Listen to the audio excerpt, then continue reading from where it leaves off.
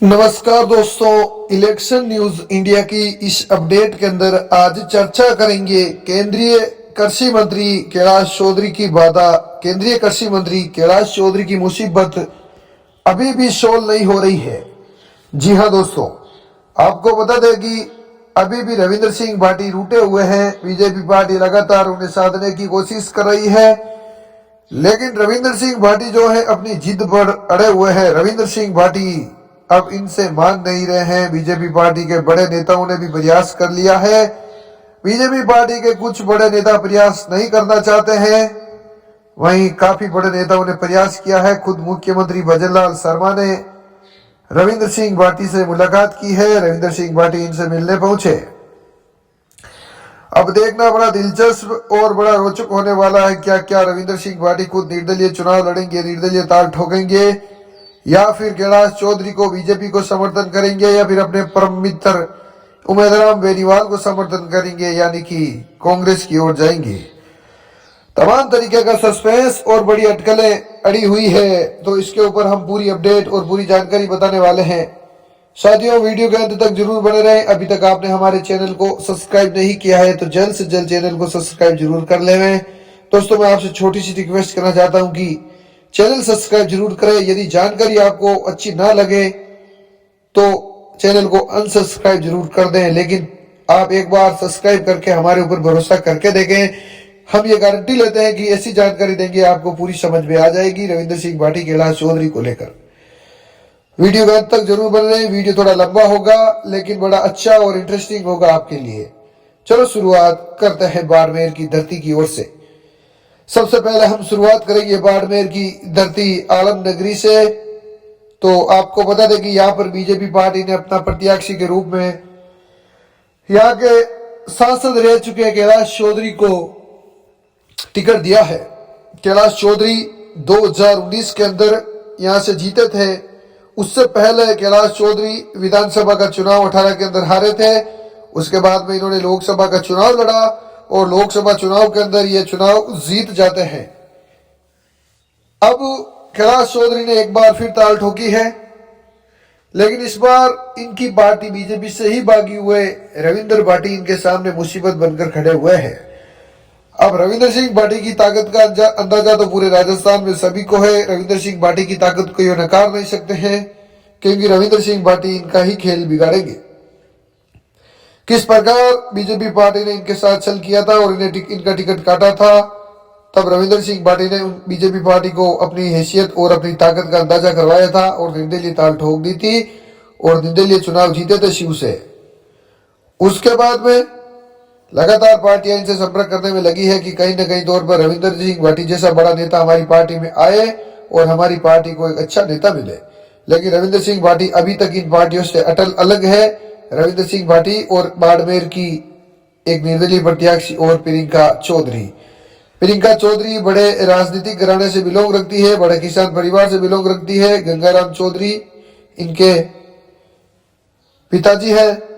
ऐसे में निश्चित तौर पर दोस्तों बड़ा राजनीतिक परिवार रहा है और ये खुद अब निर्दलीय चुनाव जीतकर विधानसभा के अंदर पहुंची है बाड़मेर से।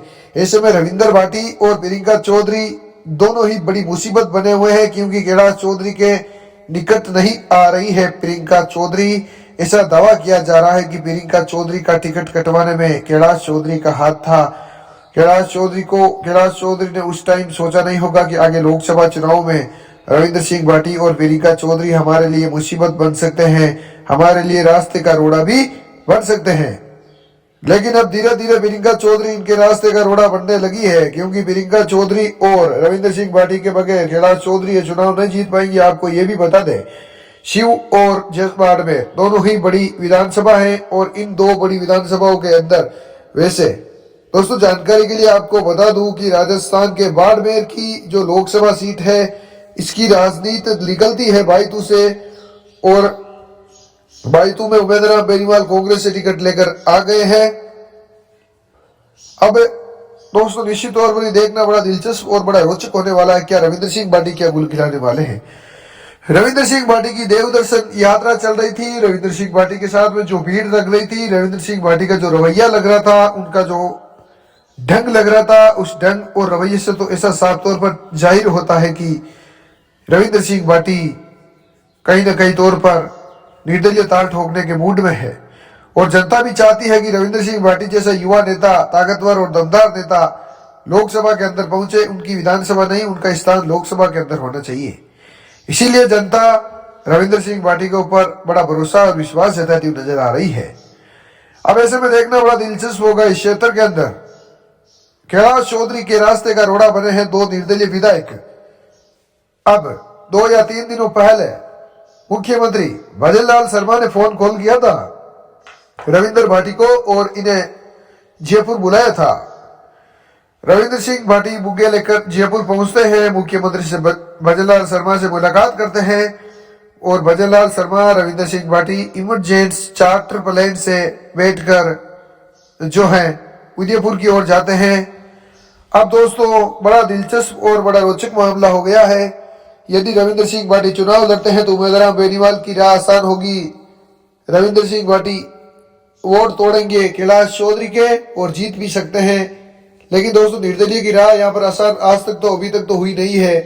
मानवेंद्र सिंह जसोल के पिता जसवंत सिंह जसोल ने भी यहाँ पर निर्दलीय चुनाव लड़ा था, लेकिन वो राह उनके लिए आसान नहीं हुई थी। वो अलग बात है कि वसुंधरा राजे सिंधिया ने यहाँ पर डेरा डाल दिया था। उस टाइम अपने पूरे कैंप यहीं पर टेक दिए थे, अपना डेरा पूरा डाल दिया था।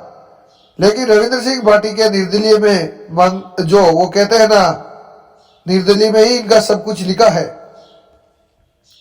निर्दलीय पार्टी से यूनिवर्सिटी से चुनाव जीते, उस टाइम भी एबीवीपी ने इनका टिकट काटा था और वहीं अब शिव से भी निर्दलीय ही इन्होंने चुनाव लड़ा था, उस टाइम भी बीजेपी पार्टी ने इनका टिकट काटा था और अब लोकसभा के चुनाव में ये निर्दलीय ताल ठोकने को तैयार है। दोस्तों रविंद्र सिंह पार्टी को ये बात समझ में क्यों नहीं आती है। बीजेपी पार्टी बार बार मेरे साथ धोखा कर रही है, 2-3 बार मैं धोखे झेल चुका हूं, फिर भी ये बीजेपी पार्टी से नजदीकियां क्यों बढ़ाने में लगे हैं, ये दोस्तों समझ से परे वाली बात है। यूनिवर्सिटी चुनाव में भी एबीवीपी से टिकट की मांग कर रहे थे, लेकिन एबीवीपी ने इनका टिकट काट दिया था। उसके बाद में बीजेपी ने इन्हें बीजेपी में लिया, उसके बाद में फिर छल कपट कर इनका टिकट काटा था। ना सरदारपुरा ना शिव कोई भी सीट इन्हें नहीं दी थी। फिर इन्होंने निर्दलीय ताल ठोकी थी और ये चुनाव जीते थे। तो रविंद्र सिंह भाटी बीजेपी पार्टी से इतना आस क्यों लगाए बैठे कि बीजेपी पार्टी इनके लिए अच्छा परिवार है। आखिर एक परिवार के अंदर इतने धोखे मिलने के बावजूद वो अलग क्यों नहीं हो जाते हैं। लेकिन वो तो निर्दलीय है, वो किधर भी चल सकते हैं, उनकी राह किधर भी बढ़ सकती है।